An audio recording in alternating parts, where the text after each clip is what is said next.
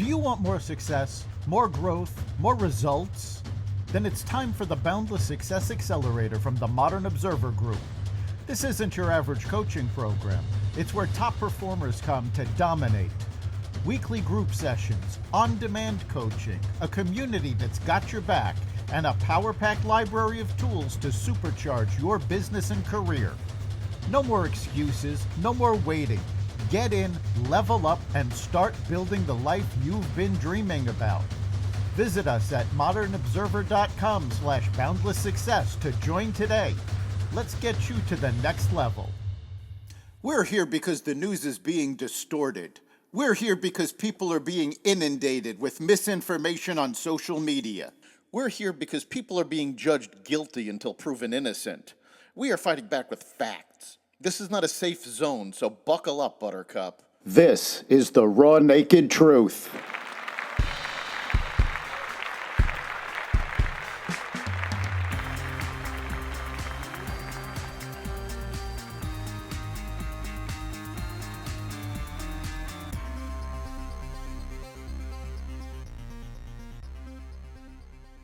More lies of the Biden administration revealed. An economic deal with Saudi Arabia.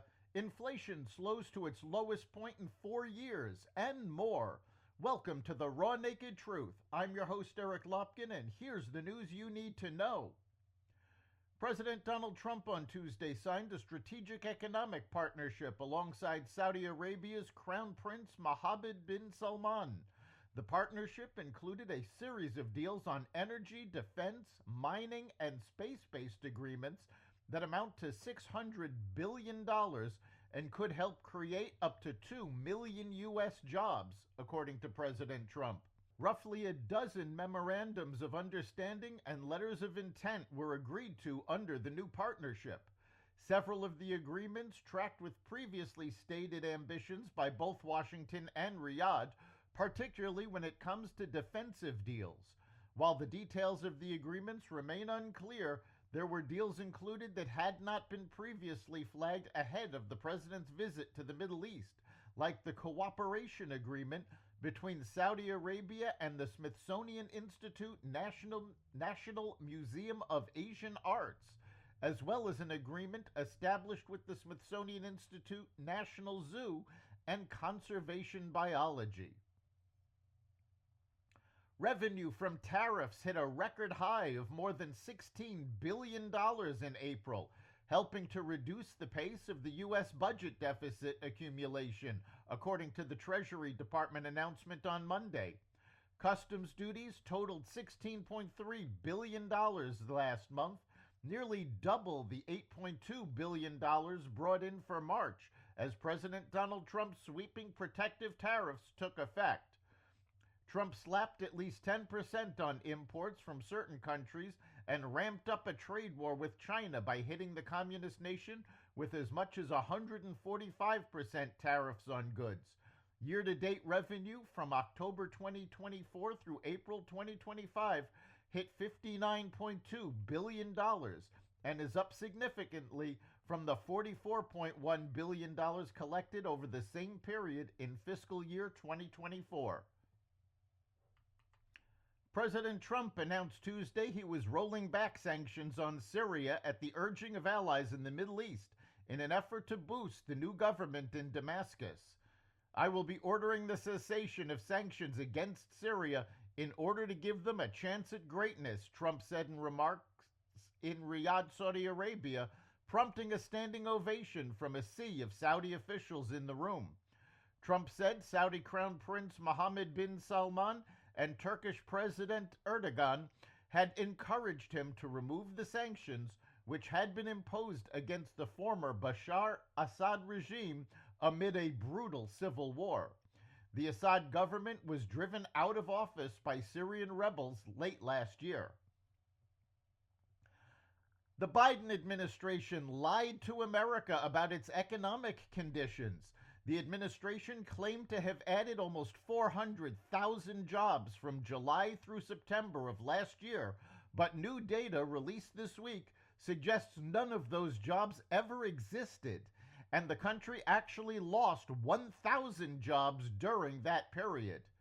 Every month, the Bureau of Labor Statistics produces estimates for the number of non-farm payrolls in the country, as well as revisions for the last 2 months' estimates, compiled from a survey of approximately 200,000 businesses.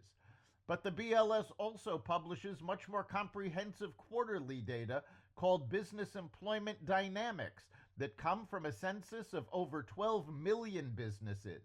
This more accurate data set was just released by the Bureau of Labor Statistics for the third quarter of last year, which ran from the start of July through the end of September. In stark contrast to the monthly job reports showing an increase of 399,000 jobs during the third quarter, these new numbers show a decline of 1,000 private sector jobs. Former President Biden's aides considered the possibility of putting him in a wheelchair if he was reelected to a second term.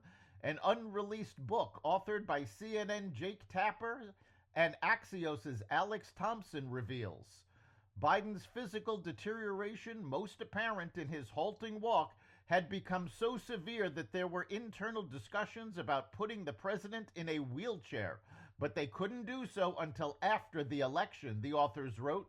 In Original Sin, President Biden's decline, its cover-up, and his disastrous choice to run again, according to a Tuesday report from Axios. His stride was heavily impacted by a deteriorating spine. The book was informed by interviews after the 2024 election with over 200 people, many of them Democratic Party insiders. Biden had several falls throughout his tenure in office. One of the most notable was during the Air Force Academy commencement ceremony in June 2023, where he fell on stage after tripping over a sandbag. Inflation rose slightly in April, remaining above the Federal Reserve's target rate, but slowing to its lowest point in 4 years. The Bureau of Labor Statistics on Tuesday said that the Consumer Price Index, a broad measure of how much everyday goods like gasoline, groceries, and rent cost, rose 0.2% in April compared with last month, while it was up 2.3% on an annual basis. The annual inflation rate was the lowest since February 2021. Both of those figures were slightly cooler than the estimates of economists who predicted a monthly figure of 0.3% and an annual inflation of 2.4%. The rise in monthly inflation comes after an unexpected decline in March when it fell 0.1%. Headline inflation was unchanged in April. Core prices, which exclude more volatile measurements of gasoline and food to better assess price growth trends, were up 0.2% from the prior month, slightly cooler than expected, and 2.8% on an annual basis, in line with what economists expected. The headline figure was unchanged, while the monthly figure was up from a 0.1% increase a month ago. GM has said it made an EV battery breakthrough. The U.S. automaker revealed it's developing a groundbreaking battery technology to boost the range of its electric trucks and SUVs at a cheaper cost by 2028. Instead of using cobalt and nickel, GM will use lithium manganese-rich cells, which have been around for decades, but with a much shorter lifespan until now. Ford is working on launching similar battery technology by 2030, but GM expects to be first to market. The ultimate goal is to lower the barrier of entry for consumers to adopt electric vehicles. Baseball Commissioner Rob Manfred on Tuesday removed Pete Rose, Shoeless Joe Jackson, and 15 other deceased people from the league's permanently ineligible list, ending their lifetime bans after death. The decision, a major shift in baseball's position towards gambling, opens the doors for Rose, baseball's all-time hit leader, and Jackson, caught up in the 1919 Black Sox cheating scandal, to be considered for Hall of Fame induction starting in 2028.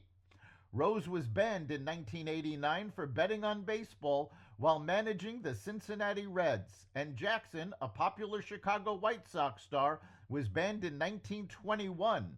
According to legend, a tearful young boy approached Jackson after he was expelled from baseball and pleaded, "Say it ain't so, Joe." Rose died last September, never seeing his name on a Hall of Fame ballot. President Trump had called for his reinstatement earlier this year. That's the Raw Naked Truth. You can catch every episode of the Raw Naked Truth Daily News Brief, as well as our sister podcast, Carnivore Radio, with news analysis and commentary, and the rest of the Xvadio Podcast Network at xvadio.com, the Apple Podcasts app, YouTube, Rumble, Spotify, iHeartRadio, Audible, Amazon Music, and other platforms that respect freedom of speech. We'll see you next time.